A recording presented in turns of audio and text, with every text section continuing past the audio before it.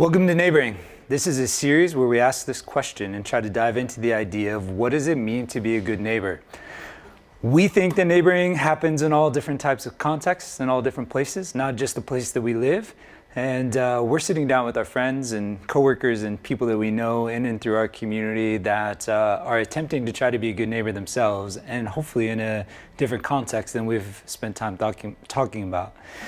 Today I am here with Jenn Nickell, who is a principal at Lindley Academy, and I'm excited to hear your thoughts as an educator. What does it mean to be a neighbor inside of a school? We know the schools are part of neighborhoods, and they're a fixture of neighborhoods and always have been. And neighborhoods kind of develop in and around schools, but what does it mean to be a neighbor as an outside, as an inside, as an educator? So welcome and thank you for coming. Hey, thanks for having me. Yeah, introduce yourself. Tell us a little bit about yourself. How did you become an educator? Oh my gosh. Okay, so I'm Jenn Nickell, you already said that. The new principal of Lindley International Spanish Academy. Congratulations. Thanks, I'm nervous and That's a lot of pressure. Yeah, it is. I'm feeling all of it right now. Okay. Too. Yeah, but I'm very excited. I feel like I'm up for the task. As far as education goes and like how did I get into it, I kind of got into education like kicking and screaming. My whole family, except for like my grandmother and my mom, are educators. Like my aunt, my grandfather, my other aunt, like we're all in education. Even like my cousins and my first cousins and my second cousins. Wow. Like educators. Yeah. Through and through. Like always just kind of in the service industry and, you know, interested in humans. So, I wanted to rebel because that's what all young kids do, and I decided to go to school for theater. Okay. So I got my bachelor's in theater, and my family was like, Jen, like, go like couple that in with teaching. Like, you should be a teacher. You could teach theater, and you could have fun, you know, doing the whole performance thing. I was like, yeah, no, whatever, not gonna do it. And then I met this guy who ended up being my husband. I graduated with my bachelor's in theater, and I met this guy, Stephen Bryden Sankova, my husband, and I was having a hard time like figuring out like how am I going to reconcile like my education, my schooling. You know, I went to school for performance, and I'm stuck in Fort Wayne right now because I was in love, and I was having a hard time with that, and I was working at the Firefly. Just, serving coffee and having a good time, talking to people and all that good stuff. And finally, Stephen was like, hey, Jen, you should try substitute teaching. So, kind of thought about it, and I was like, okay, fine. And I went for like my first day. I told Cindy, I was like, hey, Cindy, my boss at the Firefly, can I have like a couple days off here and there? Because I want to like try this whole substitute teaching thing. Yeah. She said, sure, Jen, which was, awesome and amazing because Cindy's great. And I tried it, and I loved it. I totally fell in love.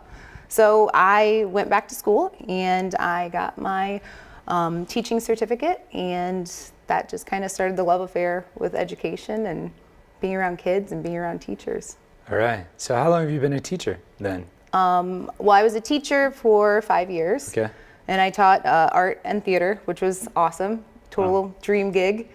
And then I transferred into administration, and I've been doing that for 5 years, and I'm going on my 11th year. That's great. What your theater experience, like how did that like prepare you for being a teacher? Was it really separate, or like, there's a lot of practice, there's a lot that goes into performance. How did that translate to? Was it very similar, like skill set and like preparation for performance versus now I'm teaching a bunch of kids and looking at that? Looking at all 26 sets of eyes staring at you. I think that there are definitely some skills that translate from my theater and performance degree into education. There's a lot of like preparation that goes into preparing for a role. You study the script, you read the script, you do a little bit of dramaturgy, and you read about the history that was going on in the background. And the same thing holds true for education. You prepare for that lesson, you figure out what the objectives are that you want those kids to learn like by the end of the lesson, and you figure out like their background knowledge and all of those other components that go into it. and then you also incorporate like student interests into it, and somehow like you've got this lesson that, you know, is 52 minutes long, and you know, you're teaching it to the kids. Yeah, trying to loop them all in and Yeah, keep it engaging. absolutely. So Yes. not a trait that you probably shy away from. So why make the shift from just being a teacher, interacting with doing the student thing and trying to help individuals learn on a very kind of one-on-one basis or in a classroom setting, to becoming an administrator who's now responsible for the entire school? Yeah. And not just kids, but other teachers and support staff and things like that? Well, I would say what happened was I was at Blackhawk Middle School doing my art and theater. I was teaching there, and I had like this awesome pair of administrators, and they created this amazing environment where teachers were very collegial. They helped one another. They always were reaching out, you know, to each other, like checking in. Like my first year of teaching, I had so much support from not only the administration, but also from all the teachers, because the administrators had created this awesome environment where it was, the love of learning was evident and obvious. And through that, and through all of those other teachers, like, you know, modeling, like, hey, how can I help you, Jen? What do you need? I realized, oh my gosh, I love that too. Like, I love helping kids and I love teaching kids, but I also love like helping adults too. So I kind of found myself in that, like, oh my gosh, I always thought I was gonna die in that job. Like art and theater over at Blackhawk Middle School, like, you know, it's a dream job. It absolutely is.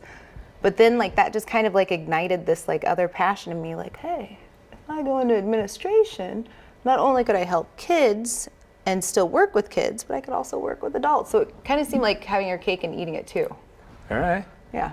Yeah, so you're making the transition over the summer. Yeah. From teaching in art and theater to a new school even, and becoming a principal. How's the transition been going? Like, what sort of things have you been experiencing with that? The transition's been good. You know, like I started off my educational career with awesome administrators and role models. Yeah. And then, you know, I went into another role, which was kind of like that segue into administration a bit. I was an instructional coach, so I got to help work specifically with teachers, and I did that for a year. And then after that, I went on to become an assistant principal in Marion. So all along the way, like I like really lucked out, and I always had like these awesome role models and exemplar administrators to look up to. So just kind of being with them and them delegating responsibilities to me along the way and modeling and, you know, talking me through things was really like how it's prepared me. I mean, I'm not really totally prepared. It's going to be my first year, and it's going to be hard and wonderful and overwhelming, but I feel like I've got a good baseline, and I have had lots of good administrators to like show me how to respond in those sort of situations. Yeah. I can't say I'm ready, but like I'll be okay. I'm sure you're gonna be fine. Like, yeah, I'm sure you're ready. All right. Well, all right. I appreciate that. Yeah. One of the things I wanted to talk about in this interview is, you know, so much of part of our culture, especially for those that are educated ourselves and have choice and resource, so much goes into choosing the places we live, dictated by whether we have kids and what neighborhoods we move in and what's the schools like. And we choose the places we live a lot. Like, school is such a priority choice in that decision making of, yes, we need a house, we need a nice neighborhood, but if we have kids, it's like, well, what kind of school do we get? Yeah. For those that choose more intentionally to live, and so we think in our culture about school as being part of the neighborhood and the places that we choose. So that typically gets talked about and thought about. But it began to make me really think, now that I have kids in school and are showing up and interacting, like, is a school like a neighborhood? Like, in and of itself, where people come every day, they're connected, they have their own little space, there's people coming. So have you ever thought about that? Or like, if you have, like, how is a school like a neighborhood? Yes, absolutely. It totally is. It's its own little like microcosm of things that are going on. when I was in Marion, we actually like centered our professional learning communities, which is like teaching for teachers, and just to help them be better and educating them, like class for them, I guess. We call them PLCs. But we like arranged all of our PLCs under this whole neighborhood philosophy. So the principal and the assistant principal were at the top of like this neighborhood, and there were other like components of people and who you could go to ask for help for things within your like house, I guess is what you would say. And that like language and talking about like neighborhoods and houses, like that even like matriculated down to the kids. So, you know, the social studies teacher would, you know, maybe see somebody throw something on the floor and say, hey, you know, that's not my house. That's not how that happens. Yeah, so absolutely, schools are definitely like neighborhoods. Another example, like from Price Elementary, where I was an assistant principal for the last couple of years, we have like 530 kids, and we've got like 2 bathrooms. So just figuring out, teachers figuring out like when to take their kids for bathroom breaks, and how to maneuver. We have 3 bathrooms, I lied, sorry.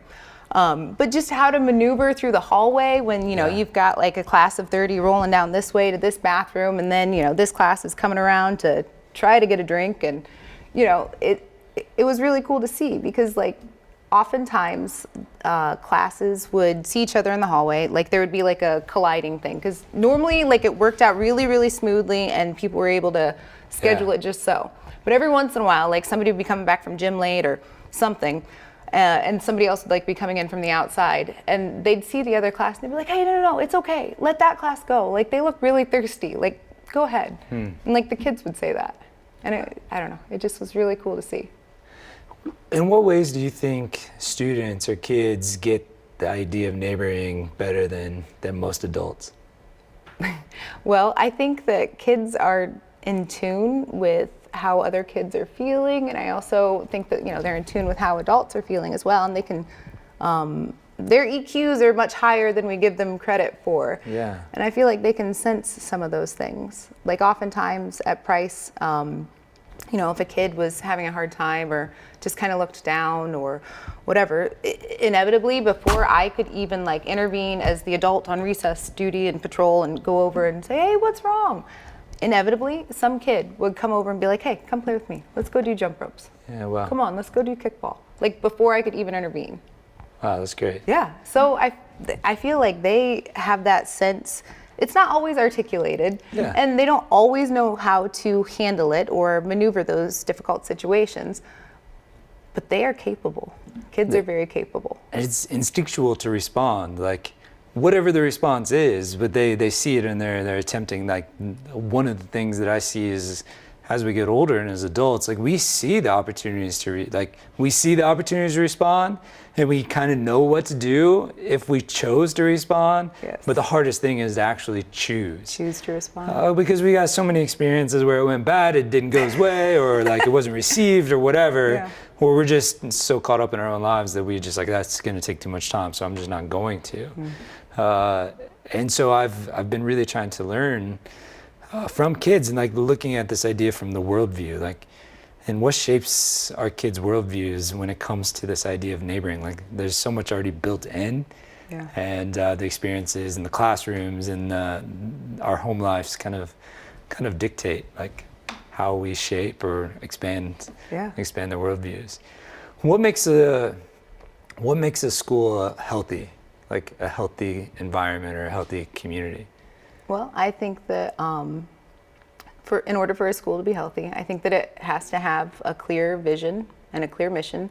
And I think that that whole thing needs to be articulated to the students, and I think it needs to be articulated to the teachers and to the administrators. And, you know, that comes from, you know, somebody higher up than the administrators and so on and so forth. But just having that mission and vision aligned so that kids also are aware of it, like they know the goals, like, you know, Price, we're going for, you know, 100% of students at grade level. Just being able to articulate it means that they've like internalized it. And I think that that's important. And I also think that having the supports in place and the opportunities to practice are also important. And I think that's what makes a healthy school. Yeah. A lot of times I hear like what people interpret as the healthy schools and like the really great schools are like the wealthier schools or the schools and districts that have more resources because of the community they're in. And therefore, those schools that maybe are in a lower income area are just naturally perceived as not being a healthy or a good enough school. Is that a true misconception, or is that a total misconception? It's a total misconception. Oh my gosh, yes. I would encourage, like, I know that a lot of people put a lot of value on the grades that a school gets from the IDOE. You know, that could be, you know, one of those things when they're searching for houses in different neighborhoods. Oh, well, this school got a C or this school got a D. Yeah. But I would really like encourage anybody that was like torn about that at all to go and visit the school. Like, just call up the school and go see it for yourself and tell me, you know, do you really think that that's a D school? Like, all that learning that's happening in all those classrooms and all of those kids smiling and laughing and learning, and the teachers, you know, doing the same thing. Like, okay. How difficult is it to have an impact on the culture environment within the school as, you know, maybe an insider or a teacher or even maybe a support staff person? Like, what does it look like to make an impact in a school, even in areas where there may be a lot more regulations due to whatever? I don't think it's difficult at all. So at Price Elementary, we now have something that is now called Audrey Bahan Day. And it is May 23rd, and it's going to be every May 23rd from henceforth. So Audrey Bahan, she is a classroom assistant, and she's been at Price probably about 3 years shy of how long I've been alive. So she's been at Price for a very long time. And oftentimes we'll have a community member come back like with their own kid or sometimes even their grandkid, and they'll say like, hey, do you remember Miss Bahan? Is she still here? Does she still work here? Yes, Miss Bahan does work here. So I mean, just, you know, the impact that she had, like going into classrooms and working with kids. And the other thing, and probably the reason why she is remembered by so many people, she would play kickball with the kids, like every single day. It didn't matter if it was rainy or snowy or whatever. If we were going outside for recess, Miss Bahan was out and she was pitching the ball, and she was like kickball referee. And she, we really needed help in the lunchroom this year, and I felt very guilty about it, but I asked her to help out in the lunchroom, so she was kind of off kickball duty for a while. But the kids would always be like, Miss Bahan, are you gonna come outside and play with us? You know, can you pitch the ball? So, you know, every once in a while she would get outside still and play kickball with the kids. Man, what a great story of just like being a neighbor and being up for anything. Yeah. Like being able to connect and Yes. be up and be moldable and change and like hop in and like Do it. be Yeah. the kickball pitcher. And Miss Bahan, yes. She had a wicked like curveball too. She get into it. Yeah. That's awesome. What's the role of like the school as the physical neighborhood? Like, talk in terms of like a neighborhood context. Like, what is the role, the position of the school like in its health? Like, what does that look like?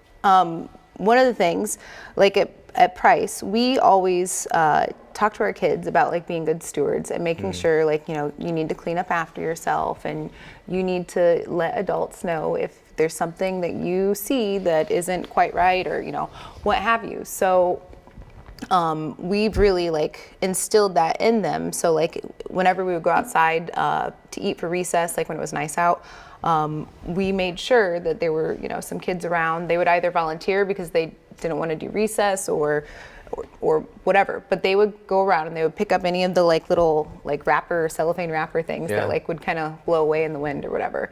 And oftentimes, you know, they would pick up, you know, some of the other stuff that they saw too, like just random little tidbits of trash or a couple leaves that didn't look right on the walkway, and, you know, stuff like that. Because, you know, it's important to be good stewards, and it's important to like take care of the space.